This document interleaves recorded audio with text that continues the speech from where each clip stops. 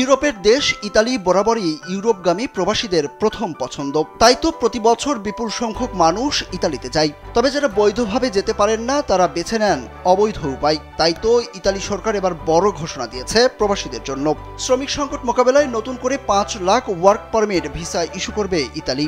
সোমবার দেশটির মন্ত্রিসভার এক বিবৃতিতে এই তথ্য জানানো হয়েছে। ব্রিটিশ বার্তা সংস্থা রয়টার্সের এক প্রতিবেদনে এই তথ্য জানানো হয়। বৈধ অভিবাসন চ্যানেল সম্প্রসারণ কৌশলের অংশ হিসাবে ইতালি এই সিদ্ধান্ত নিয়েছে। 2026 থেকে 2028 সাল পর্যন্ত ইউরোপীয় ইউনিয়নের বাইরের নাগরিকদের জন্য নতুন কর্মভিসা ইস্যু করা হবে। আগামী বছর মোট 1,64,850 জনকে অনুমতি দেওয়া হবে।